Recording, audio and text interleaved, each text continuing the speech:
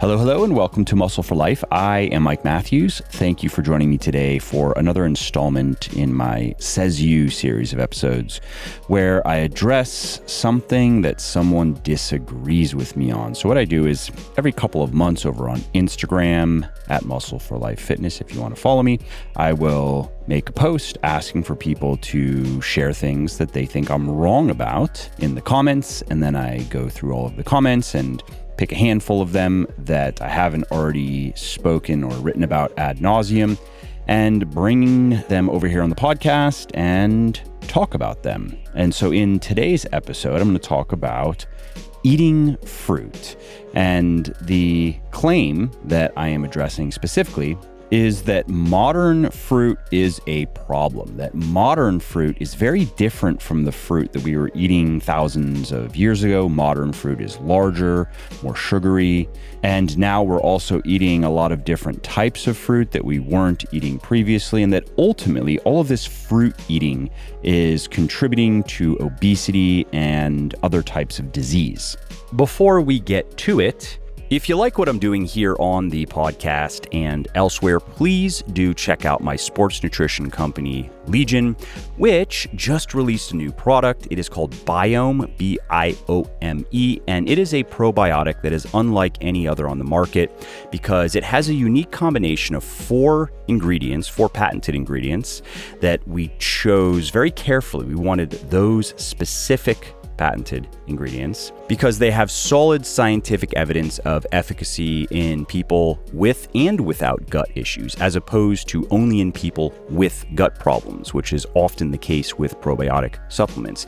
If you have a healthy gut, if you don't have any digestive issues, you are probably not going to benefit from many probiotic supplements on the market. Biome is different though, and the list of proven benefits is rather remarkable. It includes less abdominal pain, cramping, bloating, and flatulence, more healthy intestinal bacteria, lower levels of intestinal and whole body inflammation, improved cholesterol levels, and even better body composition. No kidding. And if you want to find out how that works, head over to buylegion.com, buylegion.com/biome, B-I-O-M-E, and check it out. Okay, so let me start this discussion by saying that I'm a little bit surprised that there are quite a few credentialed experts out there working very hard to convince people that they are fat and unhealthy because they eat too much fruit. I mean, we humans have been eating fruit for thousands of years. Obesity is a modern epidemic. I think that the sugar in apples is not the problem. But anyway, here we are, and many people believe that they should not eat bananas if they want to lose weight, but instead they should put gobs of butter in their coffee every morning and add MCT oil to every meal. And so I am going to try to set the record straight here, at least on the fruit eating. We could talk about bulletproof coffee or MCT oil later.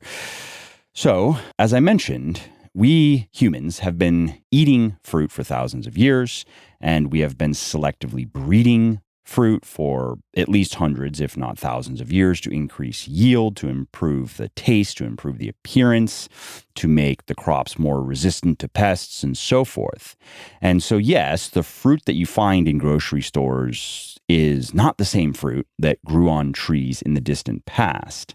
But of course, that doesn't necessarily mean that modern fruit is worse for us than ancient fruit. Now, there is a specific claim that's made about modern fruit, though, and that is the amount of sugar.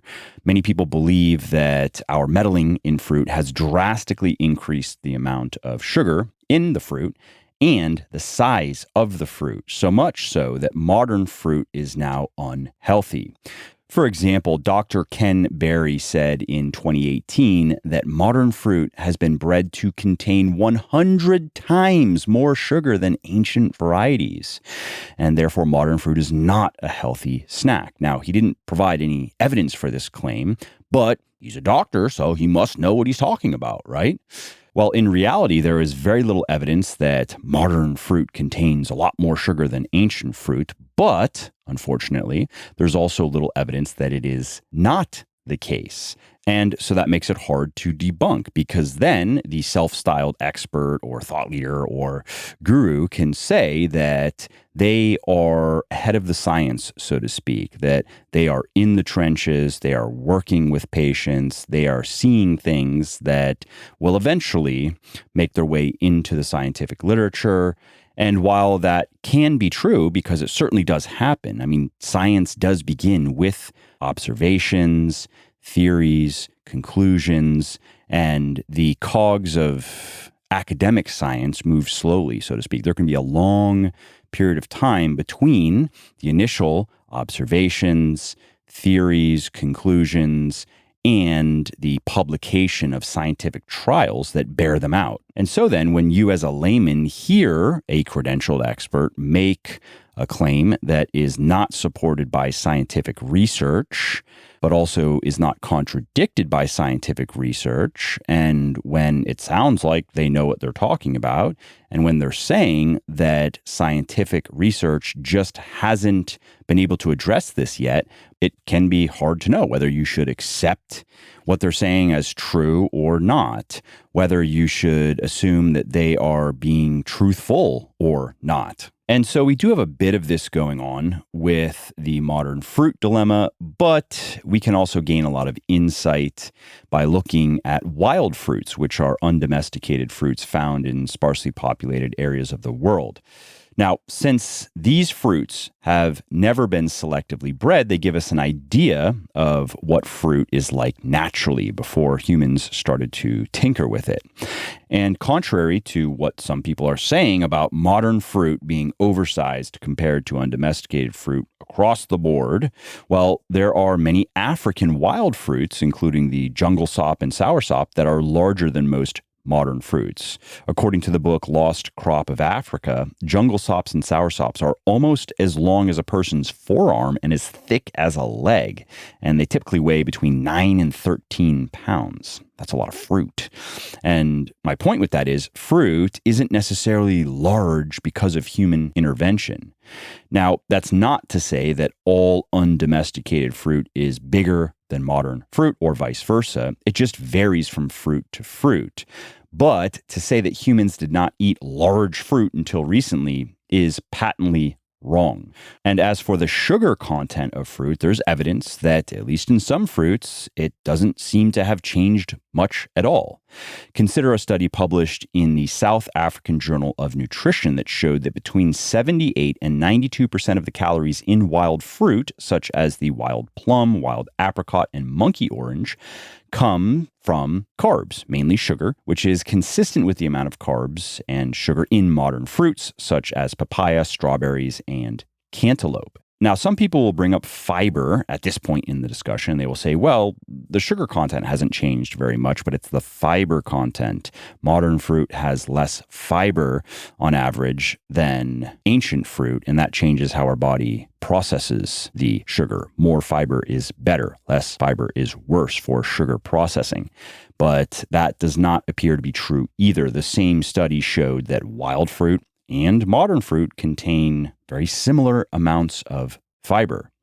Another claim is regarding fructose, which is a natural sugar found in fruits, and specifically the claim is that the total sugar content has not changed, but modern fruit contains more fructose than ancient fruit, and that then is claimed to contribute to different health conditions like metabolic syndrome, type 2 diabetes, cardiovascular disease, non-alcoholic fatty liver disease, and others. And by the way, research shows that fructose in fruit almost certainly does not contribute to any of those problems, as opposed to fructose in processed foods that contain high fructose corn syrup. So you have to differentiate the fructose in natural foods, in an apple, versus the fructose in candy or soda. But anyway, coming back to this fructose in fruit claim, a study published in Food Chemistry shows that typically Around 50% of the sugar in wild fruits from Southeast Asia, including the star apple, Bengal quince, and hog plum, is glucose, and the remaining 50% is split between fructose and sucrose. And there is usually more fructose than sucrose. Well, that is very similar to what scientists have seen in studies on modern fruits, such as strawberries, blueberries, and bananas. That said, there are examples of wild fruits that have very different carbohydrate compositions than their modern fruit equivalents, and vice versa. Sometimes it's the wild fruit that contains a lot more fructose. Sometimes it's the modern fruit that does. Sometimes one contains a lot more glucose than the other. Sometimes the variation is in the sucrose content. And so my point here is there does not appear to be a pattern of higher fructose in modern fruit. And even if that were true, that doesn't necessarily mean modern fruit is worse for us, that it's more dangerous than wild fruit. Now, as to the argument that we modern humans eat more fruit and a wider variety of fruit than our ancient ancestors, there is some validity to that. That's reasonable, but our habits probably have not changed as much as some people think. So the main point that some people try to make here is that we used to eat comparatively little fruit in the past because we had no way to keep the fruit fresh, and that means a lot of it would spoil and go to waste. And the only way we could really eat fruit then was to get whatever was in season. And while that is true to an extent, it ignores the fact that many wild fruits stay edible for months after they ripen, and others sun-dry on the plant, making them last longer and making them fine to eat later.